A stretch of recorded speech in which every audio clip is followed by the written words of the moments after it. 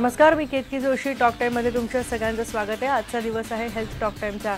पावसाळा सुरू आहे. पावसाने जरी दडी मारली असली तरी आधी पडून गेलेल्या पावसामुळे वेगवेगळ्या प्रकारचे आजार सध्या सगळीकडे पसरलेले दिसत आहेत आणि याबद्दलच आपण जाणून घेणार आहोत. काय काळजी घेतली पाहिजे, काय उपाय केले पाहिजेत याविषयी, आणि याचबद्दल मार्गदर्शन करण्यासाठी डॉक्टर पुष्कर शिकारखाने आपल्या सोबत आहेत. खूप खूप स्वागत आहे या कार्यक्रमात. कारण खूप सारे आजार आहेत आणि काय काय छोट्या छोट्या गोष्टींनी आपण याची काळजी घेतली पाहिजे हे आम्हाला जाणून घ्यायचं आहे. तुम्हाला देखील जर काही शंका असतील, जर काही प्रश्न असतील तर तुम्ही आम्हाला विचारू शकता आणि त्यासाठी आमचा नंबर लिहून घ्या. आमचा नंबर आहे 022668999263. आपण कार्यक्रमाला सुरुवात करूयात. सर, मुंबईमध्ये विशेषतः लेप्टोस्पायरोसिसचे 12 रुग्ण आढळलेले आहेत आणि त्यामुळे साहजिकच सगळ्यांना आता भीती वाटते. लेप्टोस्पायरोसिस आणि डेंग्यू जरी इतर साथीचे आजार असले तरी या दोन्हीमुळे खूप सगळीकडे भीतीचं वातावरण आहे. एकतर हे साथीचे आजार म्हणजे नेमके काय आहेत, कोणते आहेत आणि लेप्टोस्पायरोसिस कशामुळे होतो?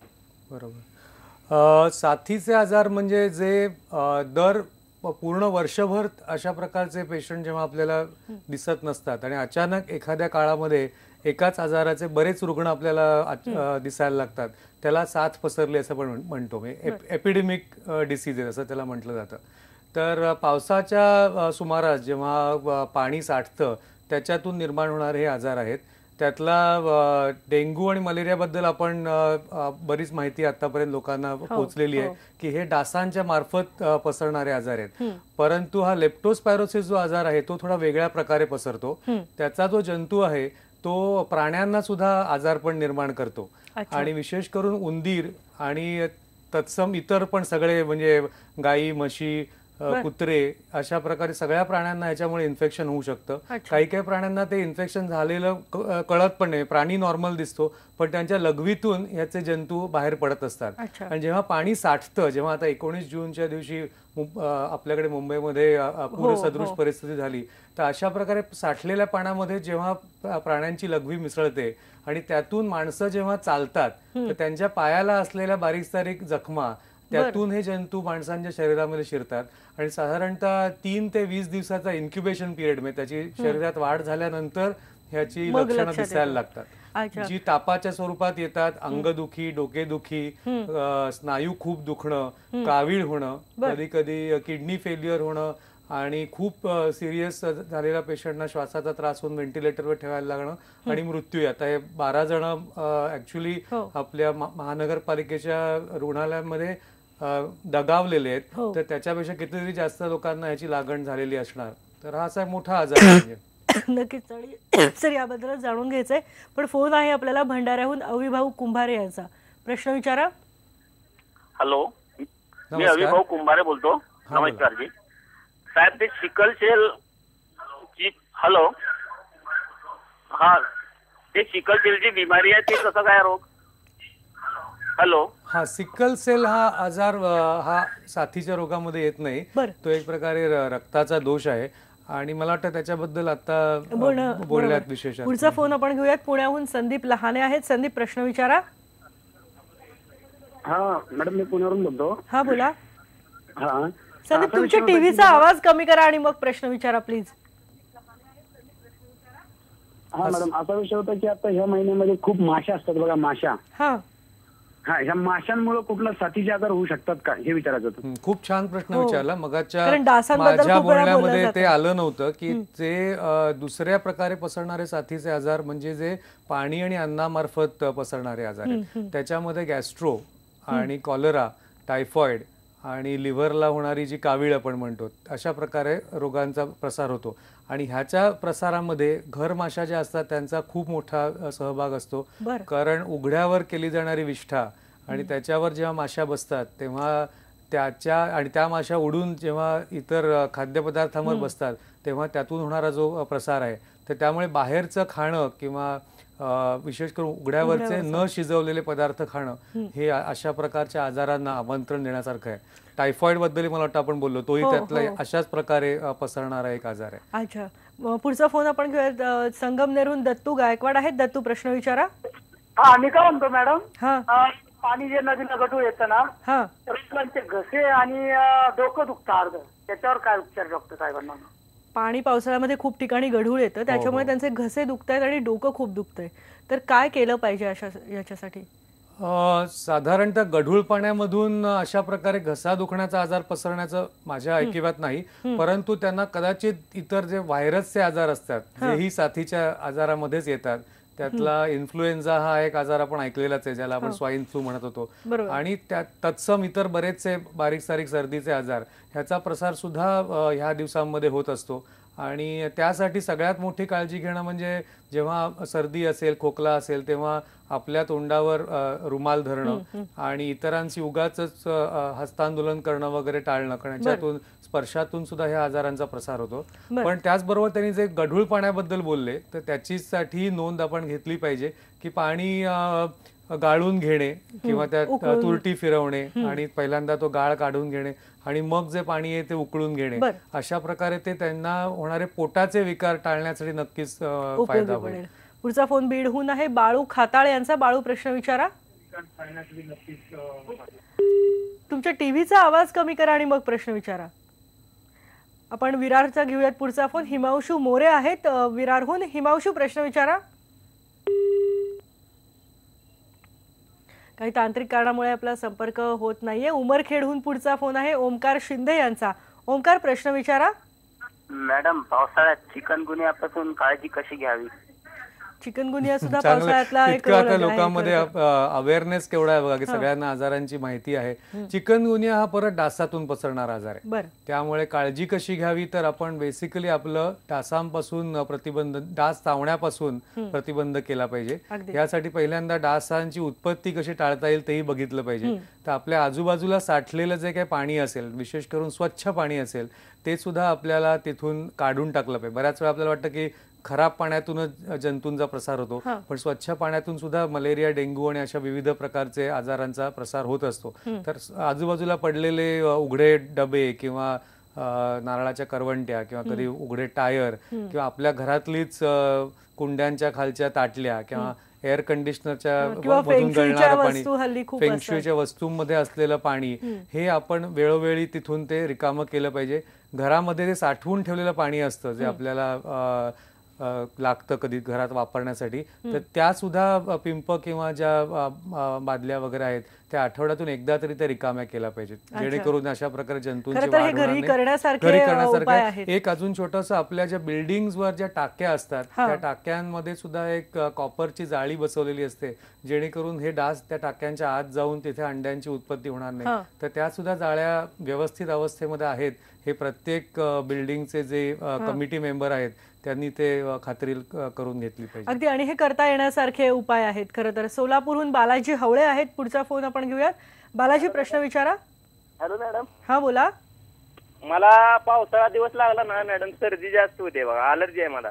अच्छा, काय काळजी अशा लोकांनी घेतली पाहिजे? कारण अनेकांना पावसाळा सुरू झाला की हवामानातल्या बदलामुळे सुद्धा खोकला सर्दी होत असते, तर त्याच्यामध्ये अशा लोकांना साधारणतः ॲलर्जी, दमा अशा प्रकारचा आजार असू शकतो. तर त्या रुग्णांनी ज्या हवेमध्ये त्रास होतो त्याच्यामध्ये जाणं प्रत्यक्षपणे ते टाळायला पाहिजे.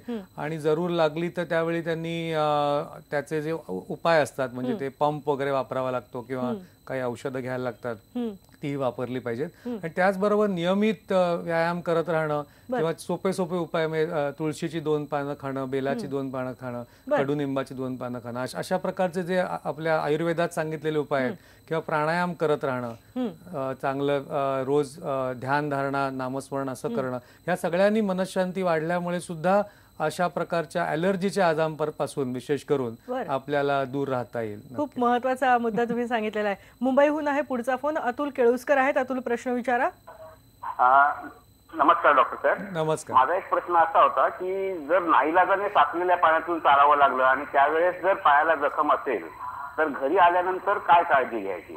आणि मुंबईकरांना बहुतेकदा सर्वोत्तम प्रश्नाचं जर कोणाला जर काही बक्षीस द्यायचं असेल तर अतुल केळुसकरांना द्यायला पाहिजे, कारण त्यांनी विषयाला धरून आणि योग्य लेप्टोस्पायरोसिसला अनुषंगाचा जो प्रश्न त्यांनी विचारलाय, कारण हीच तिथे टाळण्यासारखी महत्वाची गोष्ट आपण करू शकतो की जर आपण अशा प्रकारे पाण्यातून चालावंच लागलं तर आपण काय करू शकतो. एक तर आपल्याला ती जागरूकता ठेवली पाहिजे की मला लेप्टोस्पायरोसिस होण्याचा धोका आहे, त्यामुळे जो काही पुढचा समजा आपल्याला ताप झाला पुढच्या 15 दिवसामध्ये तर आपल्या डॉक्टरांना पण मुद्दाम जाऊन सांगितलं पाहिजे की मी अशा प्रकारे पाण्यातून चाललेलो आहे, मला लेप्टोस्पायरोसिस असेल का आणि त्याप्रमाणे माझा उपचार करा. आता तुम्ही मगाशी आपण बोलताना म्हणालात की महानगरपालिका असं म्हणते की लोक खूप उशिरा पोहोचले आणि त्याच्यामुळे त्यांना लेप्टोस्पायरोसिसमुळे ते ऍक्च्युली रुग्ण दगावले.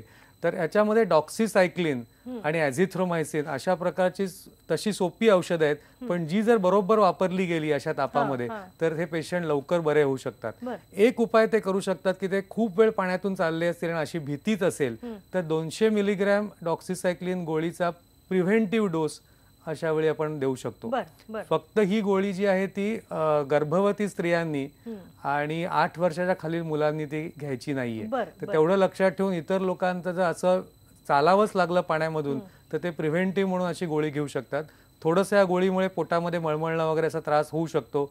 उन्हामध्ये गेलं तर कधीतरी स्किनला रिॲक्शन येऊ शकते, पण ही जी काही साईड इफेक्ट आहेत ते खूप कमी महत्वाचे आहेत. त्या तुलनेमध्ये जर आपल्याला आजार जर टाळता आला तर तो खूप मोठा महत्वाचा आहे. खरंच. पुढचा फोनही मुंबईहून आहे, प्रियांका गुरव यांचा. प्रियांका, प्रश्न विचारा. हॅलो, माझा भाऊ आहे ना 5 वर्षाचा आहे, त्याला 2 दिवस झाले ना आता ताप आणि उलट्या येत आहेत. तर म्हणजे ती लक्षणं म्हणजे पावसाचीच आहे की काही वेगळं? एक ते लहान मुलांचा खूप मोठा प्रश्न आहे, कारण लहान मुलांना पावसात ते भिजतात, पाण्यात खेळतात आणि मग साथीचे आजार जे तर ते खूप हे होतात. त्यांच्यासाठी काय विशेष काळजी घेतली पाहिजे? लहान मुलांनी सुद्धा जेवढं होईल तेवढं त्यांनी पाण्यामध्ये जाऊन भिजण्याचं त्यांचं जेवढं टाळता येईल तेवढं टाळलं पाहिजे.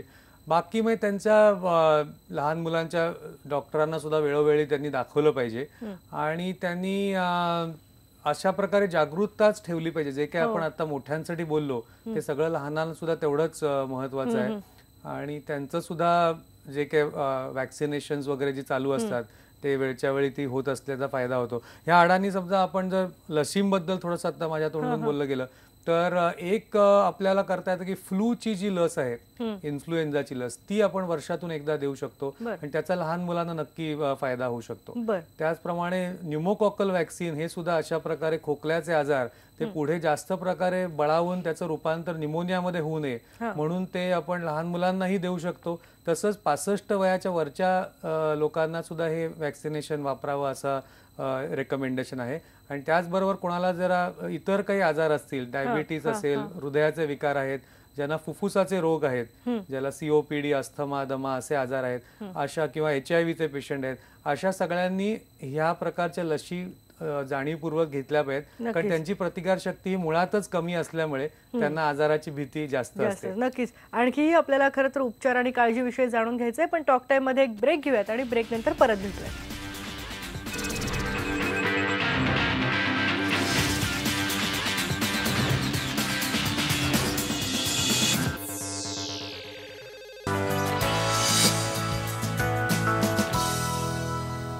पावसाळ्यातल्या साथीच्या आजारांबद्दल आपण बोलतोय आणि डॉक्टर शिकार खाने आपल्या सोबत आहेत. भंडाऱ्याहून फोन आहे सर. RP कुंभारे यांचा.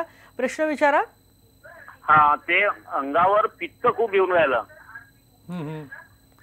पावसाळ्यात अनेक जणांना पित्ताचाही त्रास होतो, त्याचा काही या दूषित पाण्याशी वगैरे संबंध आहे? काहींना ॲलर्जी येऊ शकते, कारण आपल्याकडे विविध प्रकारची रसायनं कधी कधी पाण्यामध्ये मिसळतात आणि त्याच्यावरून चालत असताना काहींना पोटामध्ये जंतही होतात आणि जंताचा एक इफेक्ट म्हणून सुद्धा कधीतरी अंगावर पित्त येणं हे लक्षण असू शकतं, किंवा खाण्यामधून काही वेळा त्यांना ॲलर्जी होत असेल तर होऊ शकतं. पुढचा फोन आपण घेऊयात. मुंबईहून आहे पूजा जुकर. पूजा, प्रश्न विचारा.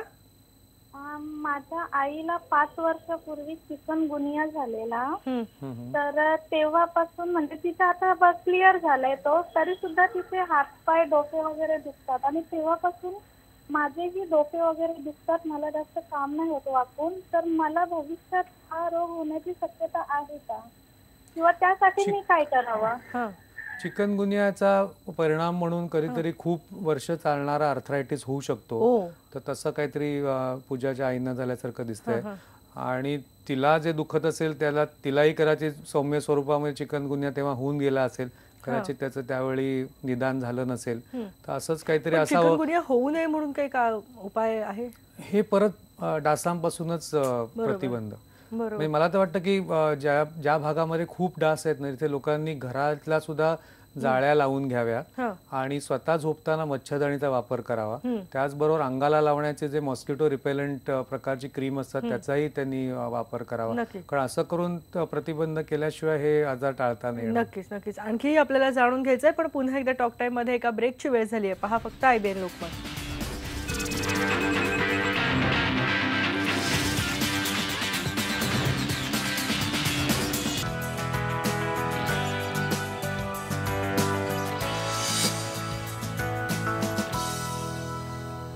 पावसाळ्यातले साथीचे आजार याच्यावर आपण बोलतोय. डॉक्टर, अगदी शेवटाकडे आलेल्या कार्यक्रमाच्या आपण लेप्टोस्पायरोसिस बद्दल सध्या सगळीकडेच भीतीचं वातावरण आहे. काय सांगाल, काय काळजी घेतली पाहिजे, कशा प्रकारे या आजाराचा सामना केला पाहिजे?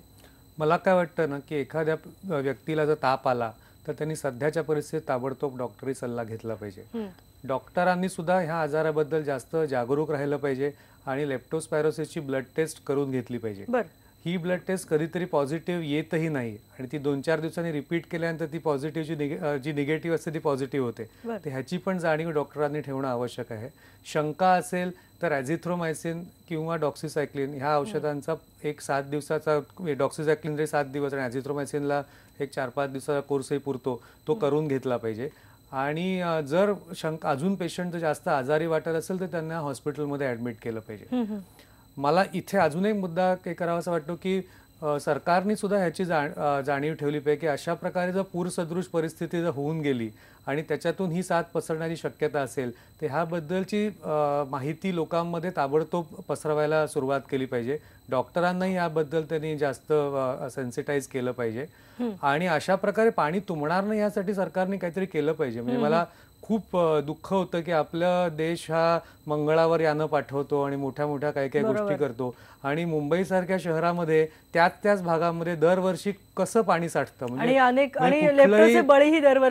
मग त्याच्यातून बळी जाणं वगैरे पुढची गोष्ट, पण कुठलंही सायन्स अजून अशा स्थितीला आलं नाहीये की त्याच भागामध्ये हिंदमाता, दादर आणि तिथे पाणी साठण्याचं टाळता नाही येणार ह्या पुढे. नक्कीच याचा टायफॉइड साठी सुद्धा लस वापरणं लोकांनी आवश्यक. जे लोक बाहेरच खातात त्यांनी टायफॉइडची लस घेणं पण आवश्यक आहे. हाही मुद्दा अगदी. आणि खरं तर खूप महत्त्वाचे मुद्दे आहेत. आज तुम्ही या कार्यक्रमात आलात आणि या लेप्टोस्पायरोसिसला धरून आणि इतर साथीच्या आजारांवर आम्हाला खूप महत्त्वाचं मार्गदर्शन केलं. याबद्दल खूप खूप धन्यवाद. खूप खूप आभारी आहे मी पण.